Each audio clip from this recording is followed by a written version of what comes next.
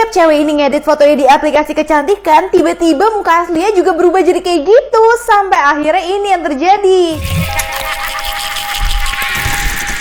Setan color pink ini harus mencari 100 otak manusia supaya menjadi raja setan. Tapi akhirnya dia kesel banget guys.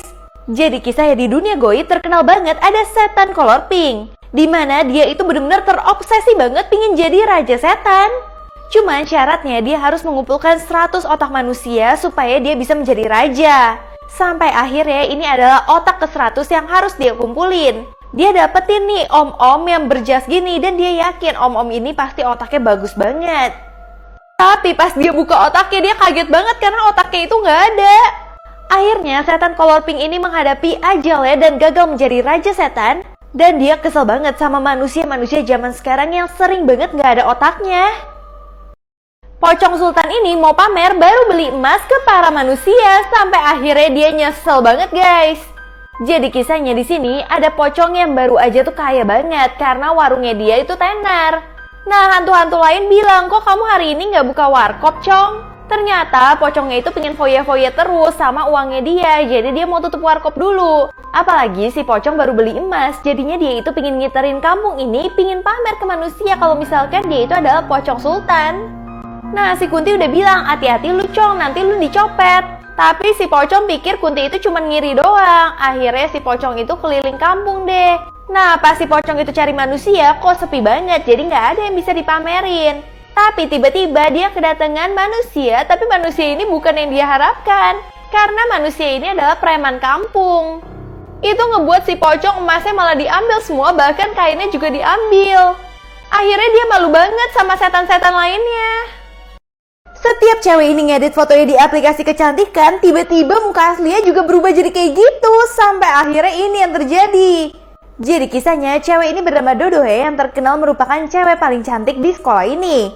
Tapi tiba-tiba ada cewek yang merupakan junior dia bernama Yuna yang kayak merebut posisi dia.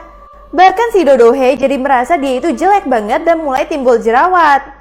Sampai tiba-tiba pas dia lagi insecure, dia itu dapat SMS di mana dia itu ditawarin aplikasi kecantikan. Dia mulai merubah bibirnya, semuanya jadi cantik banget. Tapi dia nggak nyangka kalau apa yang dia rubah itu benar-benar terjadi di kenyataan. Kepopulerannya dia jadi kembali lagi dan dia menjadi cewek tercantik di sekolah ini. Tapi ternyata aplikasinya cuma sementara doang, jadi dia itu harus membeli paket yang permanen. Tapi caranya ternyata dia itu harus memiliki perjanjian dengan iblis dengan menukarkan selalu darahnya dia supaya dia bisa cantik terus. Bapak ini mau dibakar sama semua warga di kampung karena ngejual bakso ulat, sampai akhirnya mereka nyesel banget. Jadi awalnya ada cowok yang mau beli bakso. Nah cowok ini nanya ke bapaknya, Bapak jualnya tuh bakso apa? Bakso sapi atau bakso ayam? Nah terus cowok itu benar-benar kaget banget ketika bapak ini bilang kalau misalkan dia itu jual bakso ulat. Bahkan cowok ini langsung kabur dan kasih tahu semua warga kampung yang membuat warga kampung langsung mau membakar dan menghajar bapak ini.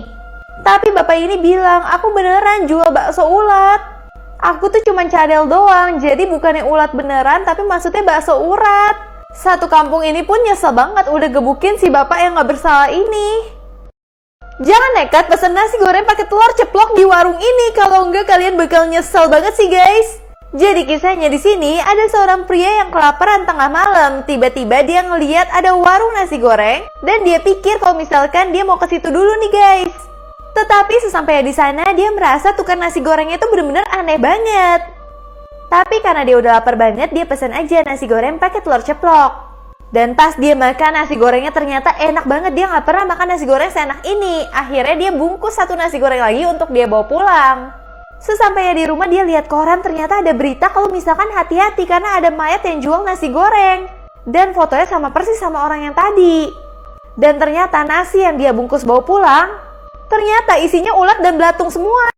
Setelah bantuin ibu-ibu yang melahirkan, dukun beranak ini nggak boleh nengok ke belakang sama sekali, ternyata karena ini. Jadi kisahnya saat tengah malam tiba-tiba nenek ini dibangunin sama om-om ini.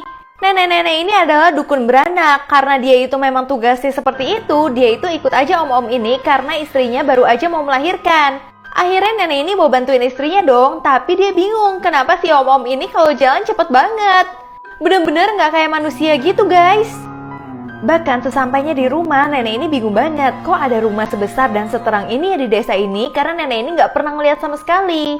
Tapi kebingungannya hilang saat dia ngeliat istrinya itu benar-benar lagi kesakitan dan butuh bantuan neneknya.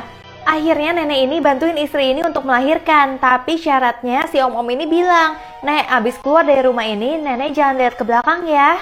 Nah, si neneknya mulai curiga, kenapa memangnya jangan lihat ke belakang? Neneknya mulai merinding dan ketakutan banget, tapi rasa penasarannya lebih besar. Akhirnya dia mencoba deh ngeliat ke belakang, dan ketika dia lihat ternyata rumah itu tuh udah nggak ada. Dan yang ada ternyata cuman kuburan doang. Di situ neneknya langsung lari banget. Neneknya pun baru sadar orang yang dia tolongin tadi bukan manusia. Setiap hari Minggu, bocil ini selalu dimarahin sama ibunya karena bangun siang, sampai akhirnya ini yang malah terjadi. Jadi kisahnya ini tuh hari Minggu, si bocil itu bangunnya siang terus. Nah, tiba-tiba ibunya akan nyiram dia supaya dia itu bangun dan bersihin sepatunya dia. Di situ bocilnya bener-bener malas-malasan banget karena dia pinginnya hari Minggu tuh cuman makan dan nonton kartun dan bahkan dia mau main. Tapi ibunya selalu melarang dia dan bener-bener ngomel-ngomel terus yang ngebuat bocil ini kecapean. Akhirnya dia turutin aja mau ibunya supaya dia bisa cepet-cepet main.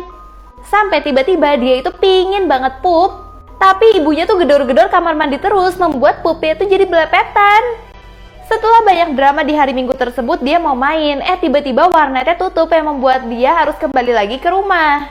Namun walaupun ibunya suka galak gitu, tapi dia cuma bisa tersenyum dan tertawa lepas sama ibunya doang. Dan dia selalu kangen hari Minggu tersebut. Karena sekarang saat dia besar, saat dia kangen sama ibunya, yang bisa dia lakukan cuman ke kuburan ibunya aja. Pocong ini bener-bener pingin banget jadi presiden dunia goib, tapi saingannya tuh banyak banget. Jadi pocong ini udah yakin banget dia mencalonkan diri jadi presiden dunia goib 2018 sampai 2023. Tapi pas dia lihat saingannya tuh banyak banget. Saingan pertama tuh ada vampir, tapi ternyata warga-warga goib nggak mau kalau misalkan vampir jadi presiden karena vampir itu bukan berasal dari Indonesia. Nah, yang kedua ada nenek gayung, tapi pada nggak mau juga karena takut nenek gayung itu pas lagi pemilihan malah koit duluan untuk yang kedua kalinya. Nah, terus ketika pocong mencalonkan diri, dia itu program kerjanya adalah memberikan bantuan untuk orang-orang yang sehat. Dan juga memberikan pendidikan gratis, tapi yang bayar adalah bapak-bapak dari anak-anaknya. Anehnya para hantu itu pada setuju membuat pocong itu jadi presiden. Tapi ternyata semua itu hanya ada di dalam mimpi si pocong doang. Jangan pernah lari kalau misalkan pocong itu pingin curhat ke kalian, karena ini yang terjadi.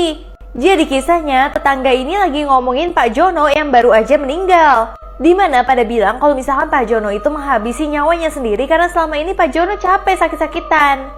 Sampai tiba-tiba tetangganya ini diikuti terus sama pocong. Nah, awalnya tetangganya nggak tahu pocong itu siapa, tapi ternyata pas diikutin terus pocongnya bilang, "Aku itu Pak Jono." Ternyata Pak Jono itu ikutin cuman pingin curhat doang. Dia bilang dia pingin warga-warga tahu kalau misalkan dia meninggal bukan karena dia menghabisi nyawanya sendiri, tapi dia itu dihabisi nyawanya sama istrinya sendiri. Ternyata istrinya selingkuh dan capek ngerawat Pak Jono yang sakit-sakitan. Akhirnya istrinya dan selingkuhannya bekerja sama untuk menghabisi nyawa dari Pak Jono.